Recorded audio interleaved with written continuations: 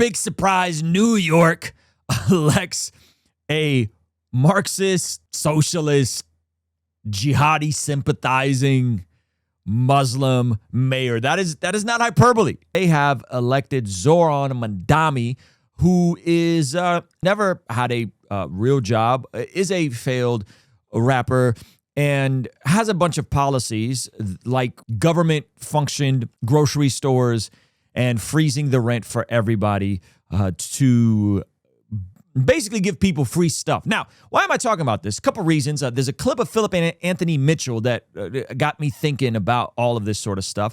Two, I come from actual communism, socialism. It's all the same thing. And we'll talk about what that is here in a second. But I come from communism, socialism. I remember growing up in the former Soviet Union, lining up for food rations from government-owned grocery stores, living in a place that was government controlled. And let me just tell you, poverty in America is substantially better than being middle class in Russia. Substantially better. It's technically not Russia, the Soviet Union. I grew up in Azerbaijan, Baku. So this made me think of something Phillip Anthony Mitchell said several months ago, and it came up on my timeline today. And I said, man, I wonder if these two thoughts are connected. Okay, so this is Phillip Anthony Mitchell. This video is titled, "If the Church Doesn't Fight, Christianity Will Become Illegal." Remember, this is the same black pastor from Atlanta, pastoring a predominantly black church. I'm sure it's diverse, but predominantly black church, who is now being called a Christian white nationalist for having sensible takes like these ones. Check this out. This day, if the church in America don't wake up and start fighting for the faith, we're going to look up and the Bible going to become illegal. You better be careful how you vote. The Bible's going to become illegal. You better be careful how you vote, because the Bible is going to become illegal. You don't believe me? Well, check out what Muslims in New York are saying right now. We're done hiding. We're done. We're done being tortured and hurt and judged. This is the correct religion. This is the religion that all of humanity needs to be upon, of Islam. And we will not stop until it enters every home. So I want you to repeat after me. I want to hear it in every single district. So this is inside of New York City, inside of Times Square. They've done multiple prayers inside of Times Square. This is something that within their framework, and again, listen to the people that are telling you this is not an issue. Listen to the people like the Nick Fuentes, who goes on to Patrick Bet-David and says he thinks Jews are a bigger threat to Western society than Muslims, right? Listen to these people. And I don't know, for the record, I don't know if the mayor is an Islamicist who is masquerading as a socialist, or a socialist who's masquerading as a Muslim. I don't know. I don't know his heart. I don't know his intent. What I do know is that his policies through and through are bad. They're bad. Because something called wealth flight and brain drain happens when you overtax the wealthy people, who in New York, the top 1%, end up generating over a third of their city budget. When you do that, you will lose those people to Florida. So again, big congratulations to Florida, because you're about to see another mass exodus, and there's already been an exodus of people leaving New York because of the bad policies. But let me get back to Phillip Anthony Mitchell and let him cook a bit more. Everything is going to be hate speech. Everything is going to be hate speech. I mean, any critique of Islam already is considered Islamophobic, right? Attack these gatherings, tell us we can't come to. I'm telling you, if we keep acting like pansy waists, if we keep tucking our tails, if we keep just sucking our thumbs and having church and sing a dumb song and leave and go to the restaurant, come back and do it again and not care and not know that we are involved in a war. We are at war. And if we don't start fighting, we're not going to recognize the church in 20 years. So that's what Phillip Anthony Mitchell's opinion is. Is it connected to this? I don't know, but I do think it's interesting. But check this out. This is a woman records a call to prayer in Dearborn, Michigan. Dearborn, Michigan lifted its noise ordinances so that the mosque can blast this prayer call 5 days a week. Dearborn, Michigan, fam. Check this out. We're in Dearborn. This is the call of prayer that goes off 5 times a day here in the United States. Would you like to hear this blasting through your neighborhood? And of course, the people in Dearborn are slamming them, as they should. We have to go by first. The police is checking the decibel level. But I know what you're saying. Regardless of the decibel level, there's not supposed to be exterior speakers. And that's what we have to look into. At 5:30 in the morning, fam. 5:30 in the morning. Now, I'm not trying to be an alarmist, and nor am I saying that all Muslims are bad people. I think Islam is antithetical to the gospel, and I think is the biggest threat to Western society as we know it, especially when practiced in its most pure form, which leads to a lot of this jihadi Sharia law nonsense.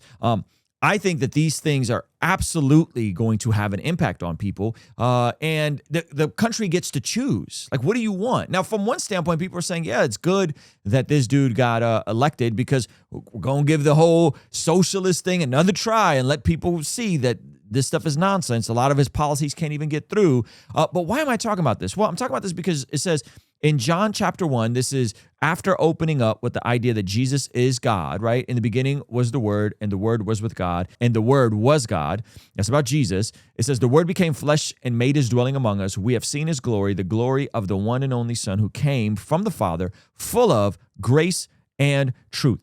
And so we see Jesus coming full of grace and full of truth. And by the way, this is in our trusty Logos Bible software. I love Logos. Everyone can get a free 60-day trial so you can dig deeper into the scriptures for yourself. So if we look at this, we see Jesus saying, I am the way and the truth and the life in John 14. But let's look at this word truth, right? This word truth in the original Greek. And again, free 60-day trial. Hit the pinned comment for everybody below. Aletheia.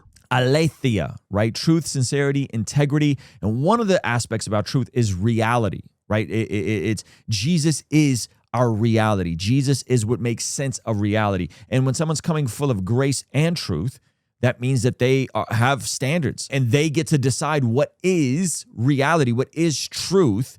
And there's also grace. And so when you remove truth from the conversation, you cheapen grace. When you remove grace, you make truth the all-end-all North Star. And I think you need both grace and truth. Let me try to simplify it this way. I've heard it said as truth without grace is harsh and ugly, and grace without truth is meaningless. We as followers of Jesus are called to be like Jesus, to be full of grace and truth. That means unpacking and rebuking bad ideas. And so one of the bad ideas that's floating around right now, especially in New York, is that capitalism is bad. Now, oftentimes they're completely butchering. They don't really even know what capitalism is. And they're saying capitalism is incompatible with scripture. But let's look at what capitalism is. It's an economic system where private individuals, private individuals and businesses own the means of production, how we build stuff, and operate for profit. Key characteristics include private property rights, which the Bible presupposes, a free market driven by supply and demand where you can trade amongst yourself, competition, and a limited government role. While proponents cite benefits like economic freedom and innovation, critics point to such issues as income inequality, market instability, and potential environmental harm. So the critics of capitalism saying income inequality. Well, here's the question. Do all incomes need to be equal? Should all incomes be equal? Is income equality fair and just? Or should there be some degree of income inequality? Let me put it this way. I loved playing basketball as a kid. I thought I was going to go to the NBA and be a professional basketball player. And then I discovered I was 5'10.5" in Armenian, and that Armenian has never made it to the NBA. Now, mine and LeBron James's birthday is one day apart. We graduated the same year of high school. Should I get paid the same amount to play basketball that LeBron James gets paid, despite him being almost a foot taller than me, being an amazing athlete, being better at basketball? No, that would be income inequality. That is good. People who excel at certain aspects should get contributed, should be paid more. People who aren't as good should not be paid the same. This is the issue with the Marxist worldview, is that now you start removing incentive, you start removing excellence, you start removing the very things that have made our Western society what it is today. And I'm not saying that if people aren't from the West, they're less than, or they're not image bearers of God. There's folks from all sorts of countries like Armenia, like Ethiopia, that have a biblically aligned or a biblical worldview when it comes to aspects of private property, competition, hey, excellence, so on and so forth. They're not necessarily from the West. This is not a white or European thing. This is a biblical worldview thing. So do the scriptures presuppose private property rights? Yes. Do the scriptures presuppose nations? Yes. Do the scriptures presuppose the ability to trade freely amongst each other? Yes. Do the scriptures presuppose things like, hey, excellence and whoever's the best will get the better options to the consumer? Yes, I think so.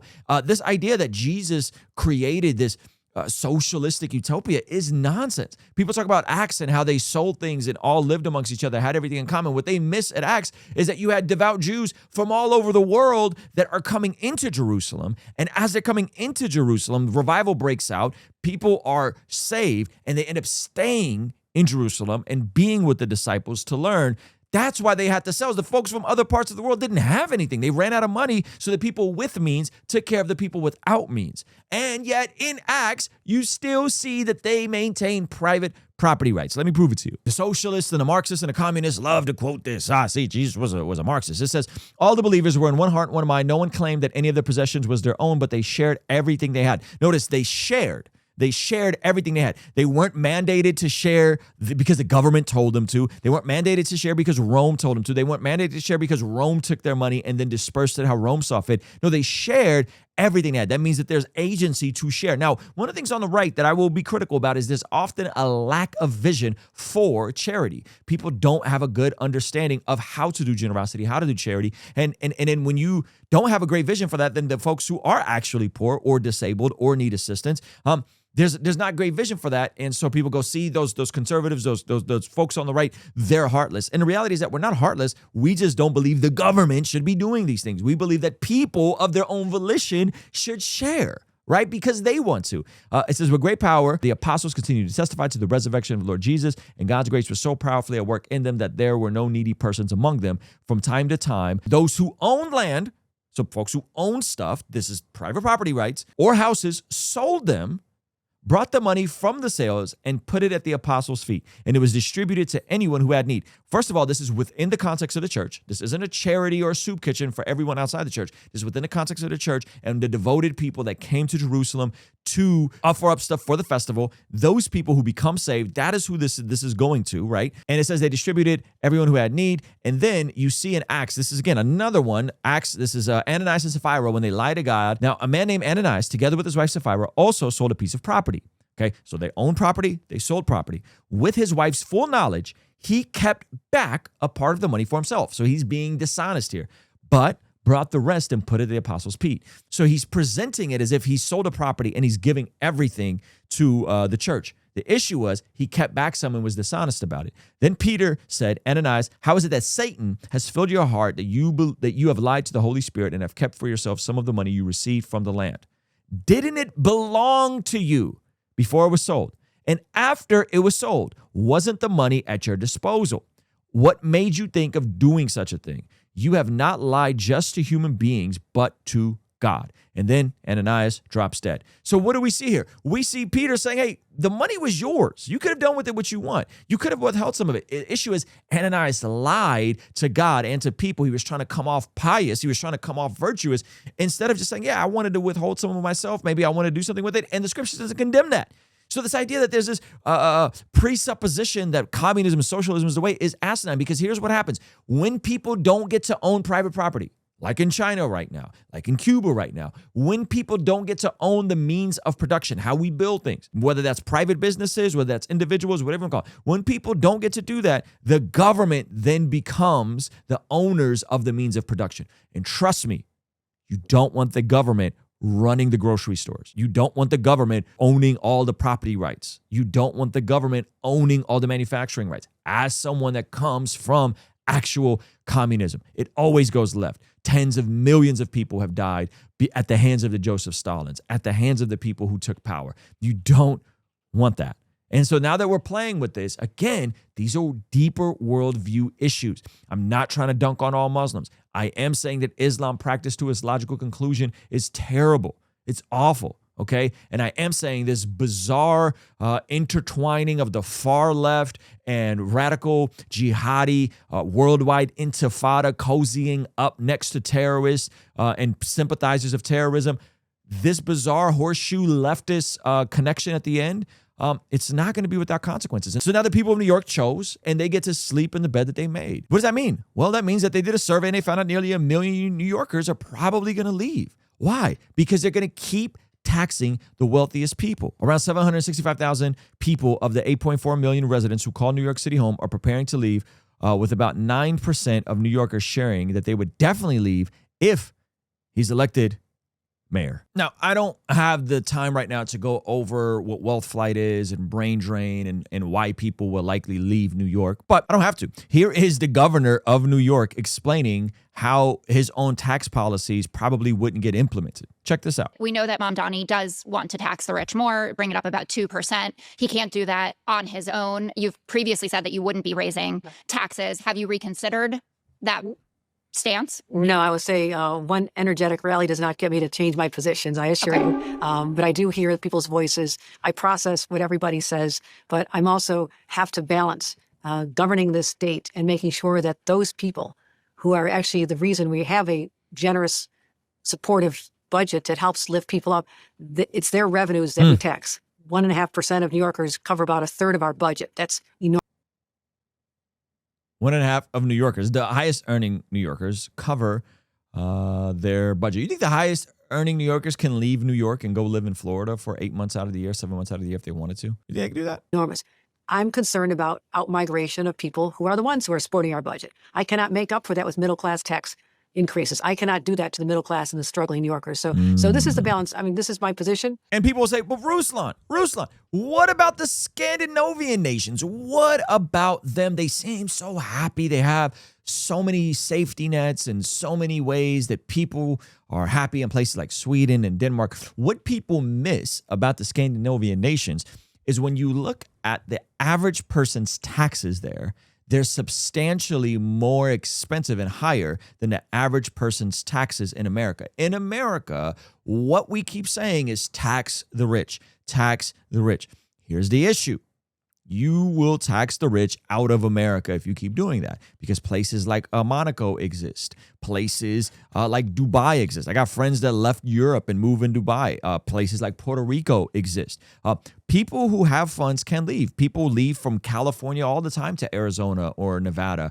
People leave from New York to Texas and Florida, states that don't have state income taxes. And so this idea that you could just keep taxing the wealthy people, keep taxing the top 1%, not knowing that the top 1% in America, earners, pay about 40% of the federal budget. The top 20% of earners in America pay about 87% of all federal taxes. It means that people who make $130,000 or higher are paying almost all, 87% of all the taxes. Question you got to ask, is that fair?